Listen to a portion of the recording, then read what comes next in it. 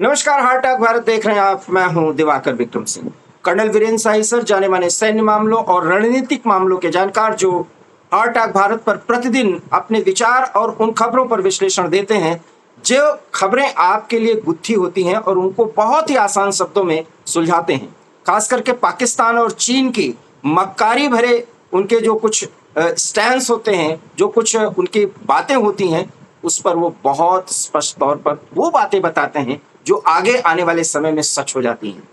फिलहाल बिलावल भुट्टो, जो पाकिस्तान के पूर्व विदेश मंत्री हैं, हालांकि कहना नहीं चाहिए, उनको भारत में बिल्लो रानी भी कहा जाता है, और उनको खास करके हिंदी और उर्दू भी कायदे से बोलने नहीं आती है और कई मीम्स उन पर बनते हैं, लेकिन फिर भी वो पाकिस्तान पीपुल्स पार्टी के एक बड़े नेता हैं।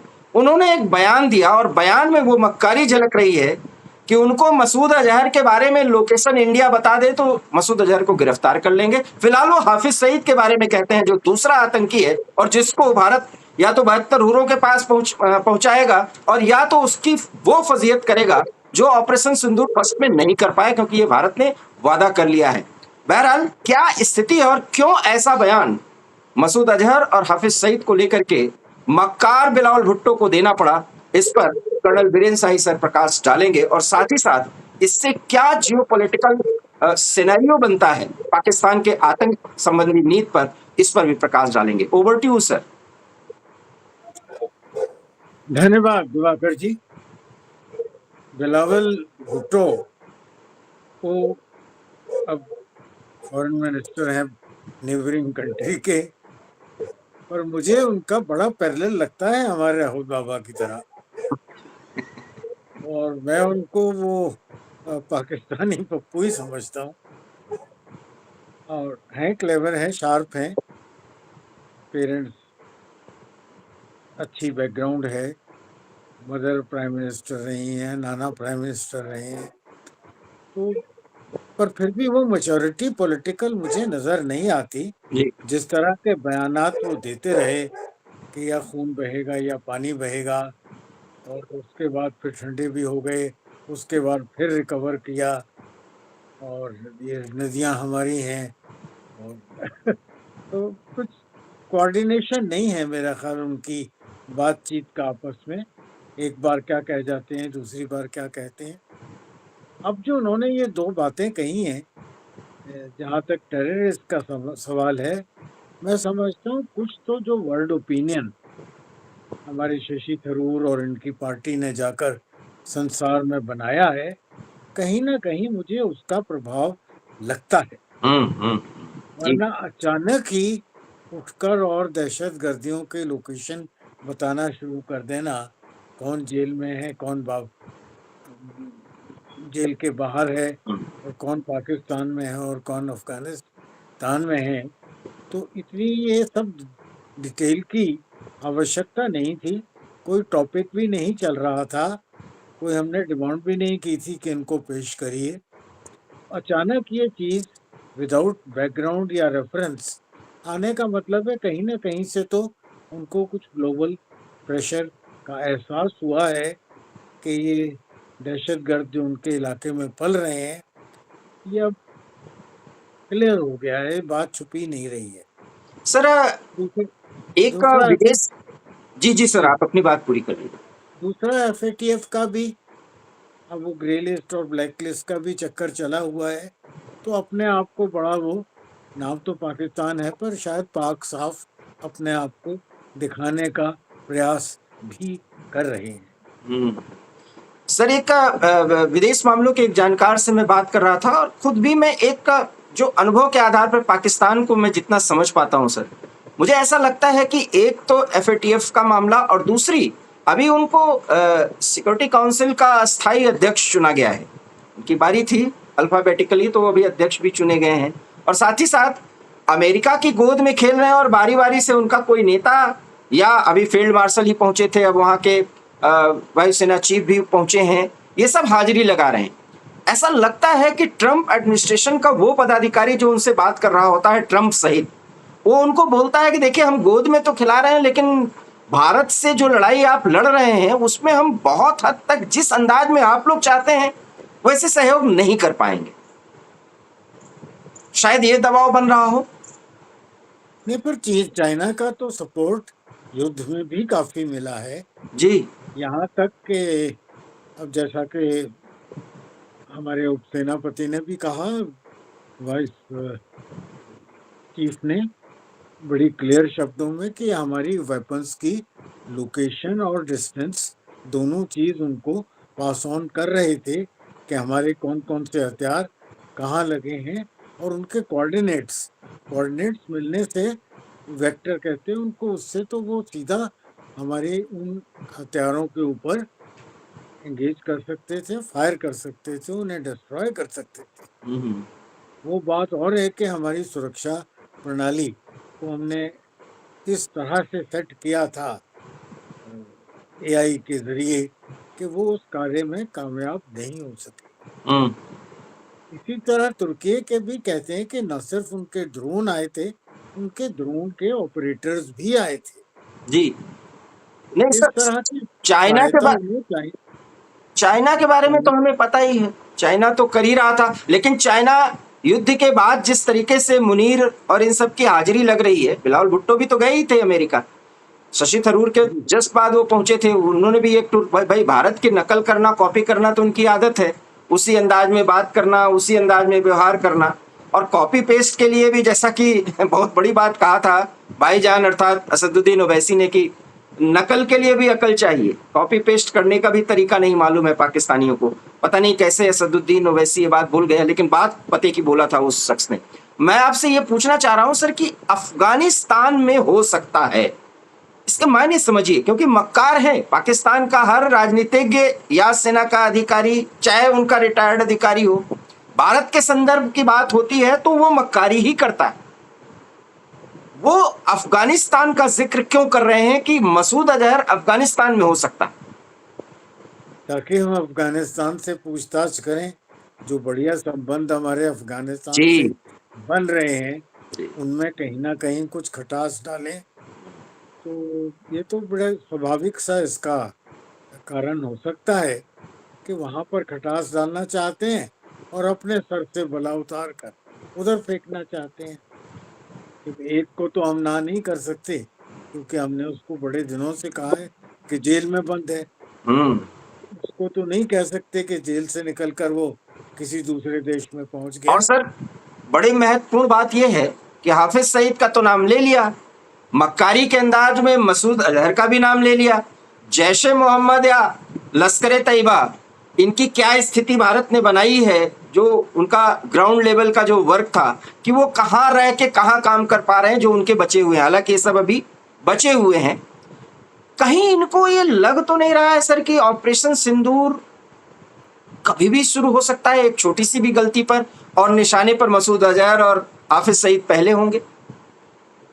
वो भी होगा, पर इनके जो सूडो नेम्स, दूसरे नाम से ये सब तंजीमें फंक्शन कर रही हैं। हम्म। लश्कर तैयबा हो, हिजबुल मुजाहिदीन हो, इनके अलग अलग नाम से ये लोग फंक्शन कर रहे हैं। जी। और जैसे पहलगाम का, तो शुरू में उन्होंने एक्सेप्ट किया था, रिस्पॉन्सिबिलिटी ली थी। जी। वो तो मामला बहुत आगे बढ़ गया तब वो मुकर गए, पर पहले लश्कर तैयबा का ही एक तंजीम का बदला हुआ नाम था जो सामने आया था, और हम्म। जिसका बेस भी पाकिस्तान में है, और जिसका बेस भी हमारे हमले के नीचे आया था। हम्म। सर एक तो इस तरह का जी जी जी जी, आप बात पूरी कर लें जी। तो इस तरह के बदले हुए नामों का उन्होंने कुछ जिक्र नहीं किया है। हम्म। उन्होंने उन्हीं दो तंजीमों का जिक्र किया है जो कि अब अपने नाम बदल कर दूसरे नाम से ऑपरेट कर रही हैं। हम्म। हाफिज सईद के बारे में तो बता रहे हैं कि हमने पाकिस्तान में बाकायदा कारागार में उसको डाल रखा है। मसूद अजहर चूंकि एक बड़ा नाम है, आतंकियों में बड़ा नाम है, उसका अभी भी प्रभाव है, और प्रभाव यहाँ तक है कि प्रधानमंत्री शहबाज शरीफ को तो खैर वो कुछ समझेगा ही नहीं, जो कुछ भी समझेगा वो फील्ड मार्शल को समझेगा, और फील्ड मार्शल भी उसे मनाने में जुटे हुए हैं, क्योंकि मसूद अजहर के आधी से ज़्यादा जो जो उनकी व्यक्तिगत तौर पर जो उनके कार्यकर्ता थे, उनको तो भारत ने अटैक करके समाप्त कर दिया है। रिक्रूट कर रहे हो, उसको फिर से उठा रहे हो, ये उनका अपना काम है और वो करेंगे भी क्या, इसके आगे वो कुछ कर भी नहीं सकते। सवाल यह है कि दाऊद इब्राहिम और अन्य डॉजियर्स जो भारत ने दिए हैं उनका जिक्र बिलावल नहीं करते। सर मैं मानता हूं, मैं इस खबर पर आज सुबह से सिर्फ मंथन ये कर रहा हूं कि बिलावल ने अफगानिस्तान का जिक्र किया, मसूद अजहर का जिक्र किया। एक एक और विजन बनता है, कहीं मसूद अजहर से ये लोग किनारा तो नहीं कर रहे हैं, या मसूद अजहर इन लोगों से नाराज तो नहीं चल रहा है जिसको ये चाहते हैं कि भारत यूं ही निपटा दे अननोन गनमैन के जरिए। मैं बहुत खुला सवाल कर रहा हूं। हो सकता है, ये भी एक संभावना है। जी और इनके देश में ये जो संभावना होती हैं, ये बाहर आ जाती हैं। जी, और ये खुद ही शायद हमारे जानकारी देश देते की हैं। भी जी, ये खुद ही जानकारी। शायद हमारे देश के भी कुछ लोग हैं जो समाचार पार पहुंचा देते हैं। काफी पकड़-दकड़ हुई पिछले दिनों में और कई उनके सिपाही पकड़े गए। जी जी तो ये आदान-प्रदान तो ये समाचारों का चलता ही रहता है। पर एज़ ए फॉरेन मिनिस्टर उन्होंने जो 2 नाम लिए हैं, वो नाम ऐसे हैं जो कि यूज़ हो चुके हैं। जी कोई वो करंट मूवमेंट में ये लोग इतने ज़्यादा नहीं हैं, क्योंकि इन सब तंज़ीमों के नए नाम आ गए हैं। जब इनको आइडेंटिफ़ाई कर लिया था, यूनाइटेड नेशंस ने भी आइडेंटिफ़ाई कर लिया था, अमेरिका ने भी कुछ इनको पॉइंट आउट कर दिया था। उसके बाद ये सब बदले नामों से चल रहे हैं और उन नामों को उन्होंने अभी भी गार्डेड सीक्रेट बनाकर, छुपाकर रखा हुआ है। एक चिढ़ाने वाली बात है जो ये कहता है कि भाई हमें तो लोकेशन नहीं मालूम है। बाकायदा उन्होंने बोला अगर भारत को लोकेशन मालूम हो तो लोकेशन दे दे, क्योंकि लोकेशन दे देता तो ये काम आसान हो जाता, हम उसको गिरफ्तार कर लेते। ये तंज भी कस रहा है, ये व्यक्ति चिढ़ा भी रहा है। आतंकियों को पालने पोसने वाले ये लोग इस तरीके की बातें करते हैं तो वो मक्कारी ही हुई। कितने डोजियर इनको दिए गए हुए हैं। जी जी दाऊद का भी तो दिया हुआ है, उसको भी तो उन्होंने छुपाया हुआ है। माना ये जा रहा है सर कि इनको लगता है कि अब पिन पॉइंटेड अटैक करने में भारत माहिर हो चुका है और अननोन गनमैन के जरिए इनके जो बी और सी ग्रेड के आतंकी थे उनको तो भारत ने लगभग निपटा दिया है। इन लोगों पर एक बड़ी कार्रवाई हो सकती है जो बिल्कुल उनको हतप्रभ कर देगी, उनको अंदेशा भी नहीं होगा और भारत वैसा करेगा, ऐसा बताया जा रहा है। ये मेरा अपना मानना नहीं है कि उनको ये खबर लग चुकी है कि मसूद अजहर निपटाया जाने वाला है। ये इसलिए कोई मंत्री या हो सकता है कुछ दिन बाद और कोई मंत्री उनका इस तरह का बयान दे दे और तब ये लोग भारत को साबित करें कि भारत जो है वो अग्रेसर है और बार बार पाकिस्तान के सीमाओं का उल्लंघन कर रहा है, उसके संप्रभुता का उल्लंघन कर रहा है, और ये मुद्दा ये लोग सिक्योरिटी काउंसिल में उठाएं। जी देखिए, सिक्योरिटी काउंसिल, अब हम लोग जब तक आदर देते हैं, मुझे बताइए उन्होंने कहीं भी इंटरफेयर करके किसी भी युद्ध में क्या रोकथाम करने की कोशिश भी की? Except for certain African countries, उसके अलावा कहाँ कारगर हुए ये लोग? बिल्कुल सर, एक बार को हम मान भी लें, एक बार को हम मान लें कि मसूद अजहर के बारे में इनको पता नहीं है, वो अफगानिस्तान में गया हुआ है, तब तो हमें और ज़्यादा अपने को एक्टिव करना चाहिए, क्योंकि अगर अफगानिस्तान में होगा तो उसको हम जल्दी ट्रेस कर पाएंगे। अफगानिस्तान से तो हमारे रिश्ते बहुत बेहतर हैं। मुझे इस बात में दम नहीं लग रहा। जी मुझे इस बात में बिल्कुल दम नहीं लग रहा, जानते हुए कि अफगानी रिजीम के हमारे संबंध बेहतर हैं और अफगानिस्तान में कोई कारण नहीं है वो इसको छुपा के रखेंगे। सर, जैसा कि आपने भी बताया था और हमने इस पे वीडियो किया था कि किस तरीके से पीओके से वो जो भारत की सीमा से बिल्कुल लगे हुए क्षेत्र हैं, जो इनके लॉन्चिंग पैड्स हैं, उसको रिबिल्ड किया जा रहा है और उसमें पाकिस्तान आर्मी के इंजीनियर कोर्स के विशेषज्ञ काम कर रहे हैं, उसको और मजबूती दे रहे हैं। और साथ ही साथ जो पीओजेके में ये आतंकी नेटवर्क काम कर रहे थे, इनकी जो स्थिति है, डरी सहमी हुई लोग हैं, इनके जो कार्यकर्ता हैं, उनमें जान डाल रहे हैं। और साथ ही साथ कराची से लेकर के पंजाब पाकिस्तान पंजाब के उन क्षेत्रों में जहां इनके गढ़ हैं वहां पर इनको एक नई जान डालने की कोशिश कर रहे हैं। ये सब जानते हुए कि भारत की तरफ से ये बराबर कहा जा रहा है कि ऑपरेशन सिंदूर रुका नहीं है और हम बड़ी कार्रवाई करेंगे जो ऑपरेशन सिंदूर का एक्सटेंशन ही होगा। देखिए, संभावनाएं बहुत सी हैं जी और बहुत कुछ डिपेंड करता है इस बात पर कि पाकिस्तान कितना एक सबक सीख चुका है, कितना एक वो संभाल पाते हैं और कितना एक उनका कंट्रोल है उनके तंजीमों पर, टेरर की तंजीमों में, जो कि अपने साइज से काफी ज्यादा ऊंची लंबी खड़ी हो गई। इसके साथ ही अभी जो 80-90 दहशतगर्द ऑलरेडी भारत में हैं, जी जी उनका निपटाए जाना भी आवश्यक है। सिक्योरिटी फोर्सेस लगी हैं। J&K में हर हफ्ते एक आध एनकाउंटर हो रहा है, एक आध जिसमें मारा जाता है, एक आध शायद खिसक जाता है, भाग जाता है। तो ये सब भी चल रहा है और लोकल क्रिटिक्स के लिए कहना बिल्कुल आसान है कि दहशतगर्दी तो वैसी की वैसी चल रही है। इसके बाद ये भी सोचना चाहिए कि सिर्फ इतना ही नहीं, कुछ सीमा पार से इन्फिल्ट्रेशन की भी वारदातें ऑप सिंदूर के बाद हुई हैं।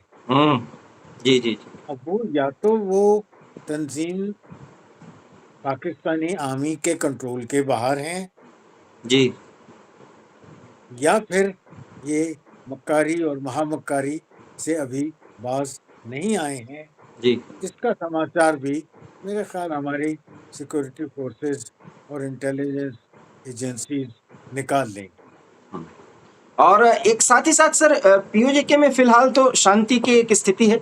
पीओजेके माफ करिएगा, कश्मीर में शांति की स्थिति है और पीओजेके में भी वो जो लोग काफी ज्यादा वहाँ के आर्मी के खिलाफ और शहबाज शरीफ के खिलाफ सरगर्म थे, वहां भी शांति है।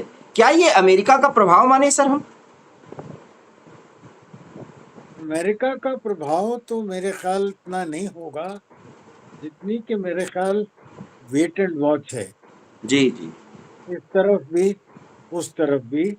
जहां हम तक हमारे J&K का सवाल है, जैसा मैंने बताया कि अब उनको राउंड अप किया जा रहा है। फिलहाल श्री अमरनाथ जी की यात्रा की जी वजह जी से बहुत ज्यादा ट्रूप्स इंडक्ट किए गए हैं, चप्पे चप्पे पर वो नजर रखे हुए हैं। तो हो सकता है अंडर दैट प्रेशर फिलहाल कुछ हो नहीं पा रहा, पर ये कहा जाए कि जो आपने कहा था कुत्ते की दुम वाली बात, वो अभी मेरा ख्याल सीधी हुई नहीं दिखती। जी। इसलिए भारत को एक बार फिर जूझना ही पड़ेगा। समय कब आएगा? वैसे तो जो ठंड का मौसम आने वाला है उस समय कोई गलती, और वो गलती करेगा पाकिस्तान, अगर कोई गलती इन्होंने की तो फिर सजा देने के लिए भारत तैयार खड़ा हुआ है। कर्नल सर, हम बराबर आपसे बातचीत करते रहेंगे। किसी अन्य महत्वपूर्ण टॉपिक पर हम आपसे बात करेंगे, लेकिन इसको यहीं विराम देंगे क्योंकि वीडियो बहुत लंबा हो जाएगा। कोई सवाल कर्नल सर से पूछना हो तो आप पूछ सकते हैं और इस वीडियो पर प्लीज कमेंट करें, लाइक करके अगर चाहें तो आप इसको शेयर करें और प्लीज हमारे चैनल हार्ट टॉक भारत को सब्सक्राइब करें, क्योंकि इस चैनल पर कर्नल वीरेंद्र शाही सर बराबर आते हैं और अपने अनुभव आपके साथ साझा करते हैं। बहुत बहुत धन्यवाद सर। नमस्कार। धन्यवाद।